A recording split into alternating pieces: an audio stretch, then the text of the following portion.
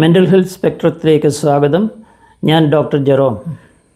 ഇന്ന് ഞാൻ സംസാരിക്കുന്നത് കുട്ടികളുടെ പെരുമാറ്റത്തിൽ കാണപ്പെടുന്ന ചില അപകട സൂചനകളെക്കുറിച്ചാണ്. കുട്ടികൾക്ക് നിസ്സാരമായ വൈകാരിക ചാഞ്ചാട്ടങ്ങൾ, ലജ്ജ, പിടിവാശി എല്ലാം സാധാരണമാണ് എന്ന് നമുക്കറിയാം.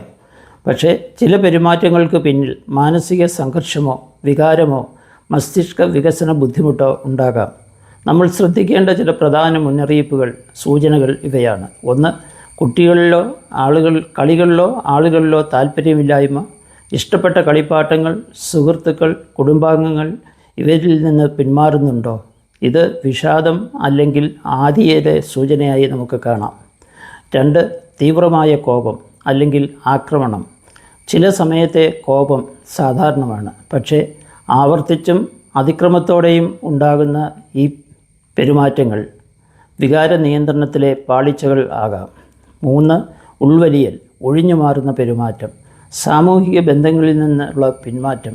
കുട്ടികൾ ആളുകൾക്കൊപ്പം ഇരിക്കാൻ ഇഷ്ടമില്ലാതെ മാറുകയാണെങ്കിൽ, പ്രത്യേകിച്ച് മുഖത്ത് നോക്കി സംസാരിക്കാൻ മടിക്കുന്നു എങ്കിൽ അത് ശ്രദ്ധിക്കണം.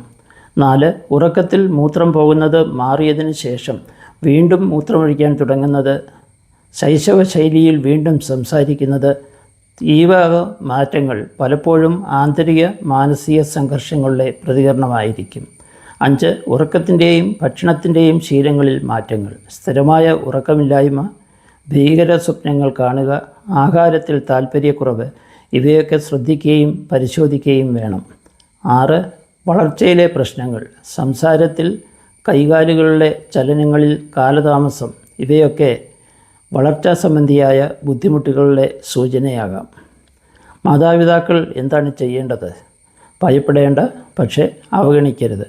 കുട്ടിയുമായി ശാന്തമായി സംഭാഷണം നടത്തി അവരോടൊപ്പം സമയം ചിലവാക്കുക. അവരുടെ പെരുമാറ്റം നിരീക്ഷിക്കുക, കുറിച്ച് വയ്ക്കുക.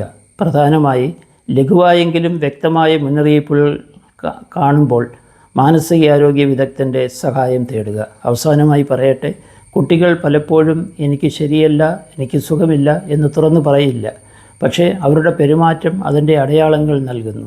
മുൻകരുതലുകൾ അടയാളങ്ങൾ തിരിച്ചറിയുന്നത് മുദ്ര കുത്തുന്നതിനല്ല, സ്നേഹത്തോടെ അവരുടെ നിലയെ മനസ്സിലാക്കാനും സഹായിക്കാനുമാണ്. Thank you for watching.